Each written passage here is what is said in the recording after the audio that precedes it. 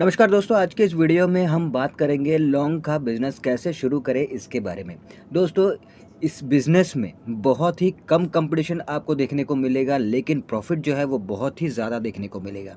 और स्पेशली अगर इस बिज़नेस को ठंड के मौसम में किया जाए तो बहुत ही ज़्यादा आपको प्रॉफ़िट जो है ये देता है, क्योंकि ठंड में इसकी डिमांड जो है वो ज़्यादा बढ़ जाती है। वैसे तो ये 12 महीना ही चलता है और 12 महीना ही आपको प्रॉफ़िट देखने को मिलेगा, लेकिन ठंड के सीज़न में बहुत ज़्यादा प्रॉफ़िट देखने को मिलेगा। तो इस बिज़नेस को कैसे स्टार्ट करें? माल कहाँ से खरीदें? किस रेट पे खरीदें? खरीदारी करते समय किन बातों का ध्यान रखें? साथ ही लाइसेंस में क्या-क्या लगता है और साथ ही इसे बेचने का तरीका क्या है? सब कुछ जानेंगे इस वीडियो में। दोस्तों, मसाला बिज़नेस की बात करें तो इसमें इस लौंग की ख़ास जगह है। ये अपनी खुशबू के लिए बहुत फ़ेमस होता है और साथ ही इसकी डिमांड भी बहुत रहती है मार्केट में और हमेशा ही रहती है। लौंग की खरीदारी अगर आप बिज़नेस पर्पज़ से कर रहे हैं, बिज़नेस के लिए आप लौंग की खरीदारी करने जा रहे हैं, तो आपको किन बातों का ध्यान रखना है, चलिए जानते हैं। तो देखिए, किसी तरह का दाग धब्बा ना हो ऐसे लौंग आपको खरीदने हैं। अगर मान लीजिए कि किसी तरह का दाग है उसमें, तो आपको उस तरह के लौंग जो है वो नहीं खरीदने हैं। और साथ ही लौंग का जो साइज़ है वो एक बराबर होना चाहिए, एक ही साइज़ का होना चाहिए, कोई छोटा कोई बड़ा, ऐसा अगर कोई लौंग का क्वालिटी आपको दिखाया जाता है तो इस तरह के लौंग को आपको खरीदारी नहीं करनी है।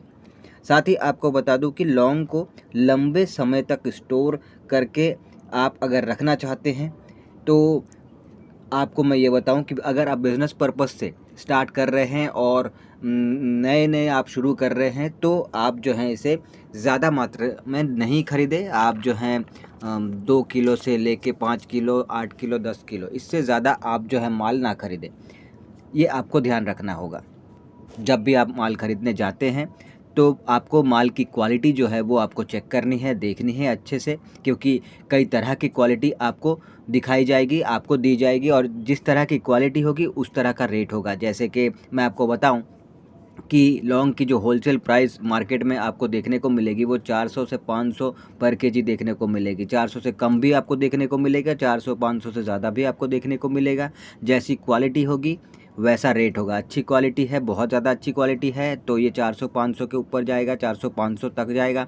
अगर थोड़ा सा हल्का क्वालिटी है, लोअर क्लास का क्वालिटी है, तो फिर उसका रेट जो है थोड़ा सा कम हो जाएगा, 400 से नीचे आपको मिलेगा। तो जैसी क्वालिटी होगी वैसा माल होगा। तो ये आप पर निर्भर करेगा कि आप किस तरह की क्वालिटी का जो माल है वो आप खरीदारी करते हैं। ठीक है? अभी आपको ये भी बता देता हूँ कि ये कहाँ-कहाँ पे आपको इंडिया में मिलता है।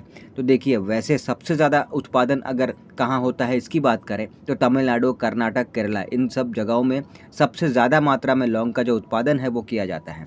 नागरकोइल, त्रिवेंद्रम, कोची, ये जो मार्केट्स हैं, ये बहुत बड़ी मार्केट्स हैं लौंग के लिहाज से।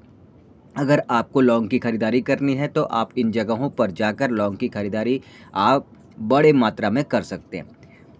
पर एक और मार्केट है खारी बावली, जो कि दिल्ली में है। आप चाहें तो वहाँ से भी खरीदारी कर सकते हैं।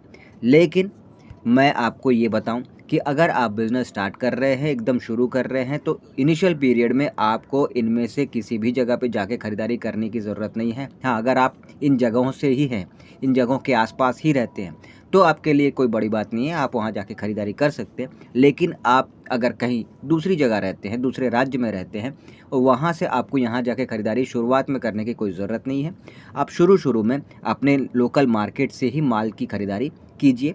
उसके बाद जब आपको इस बिज़नेस को करते हुए अच्छा खासा नॉलेज होने लगे, आपको प्रोडक्ट की जानकारी होने लगे, सारा कुछ आपका अच्छा खासा एक्सपीरियंस गेन होने लगे, तब आप आने वाले समय में इन जगहों से जाके बड़े मात्रा में आप जो है माल को खरीदारी कर सकते हैं।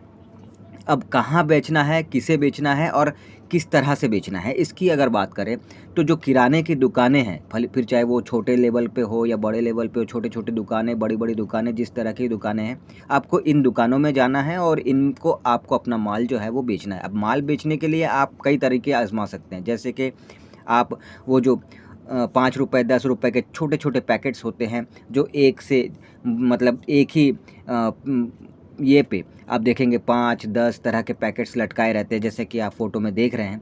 इस तरह का भी आप कर सकते हैं, या फिर आप अलग से 50 ग्राम, 100 ग्राम, 250 ग्राम, 500 ग्राम, 1 किलो के आप जो है पैकेट्स बना सकते हैं, या फिर आप जो है इसे लूज़ में भी बेच सकते हैं।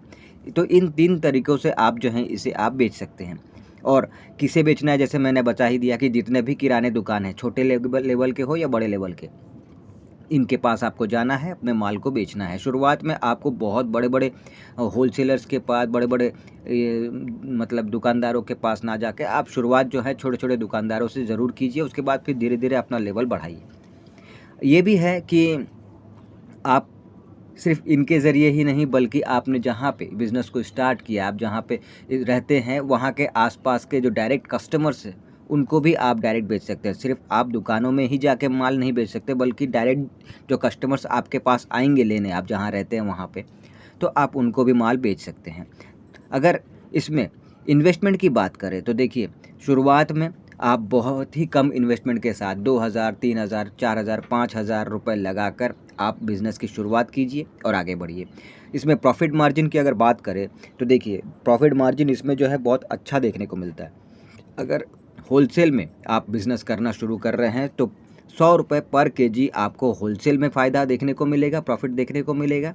और वहीं पर अगर आप रिटेल का बिज़नेस करते हैं लौंग का, तो इसमें और भी ज़्यादा प्रॉफ़िट आपको देखने को मिलेगा। तो इस तरह से अगर प्रॉफ़िट मार्जिन की बात करें तो उसमें बहुत ही अच्छा खासा प्रॉफ़िट मार्जिन देखने को मिलता है। अभी ये भी है कि क्या इस बिज़नेस को करने के लिए आपको लाइसेंस चाहिए पहले दिन से? तो मैं आपको बता दूँ कि बिल्कुल भी नहीं।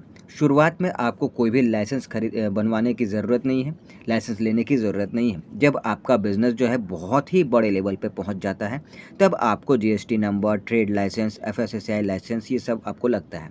हाँ, तब एक चीज़ और ये भी मैं बताना रह गया कि अगर आप इस बिज़नेस को करते हैं, तो अगर आप अपने ब्रांड नेम से ये लौंग को बेचना चाहते हैं मार्केट में, तो फिर आपको ट्रेडमार्क लाइसेंस भी लेना होता है उस वक़्त, जब आप ब्रांड नेम के साथ बेचना चाहते हैं। अगर आप बिना ब्रांड नेम के साथ बेचना चाहते हैं, तो फिर आपको कोई ट्रेडमार्क लाइसेंस की ज़रूरत नहीं होती। लेकिन बाकी जो लाइसेंस है, जिसमें GST number, FSSI, trademark licence, ये सब जो है, ये आपको तब लगेगा जब आपका बिज़नेस जो है बहुत बड़े लेवल पे पहुंच जाता है। उससे पहले जब आप शुरू करते हैं, तब आपको कोई भी लाइसेंस बनाने की ज़रूरत नहीं है।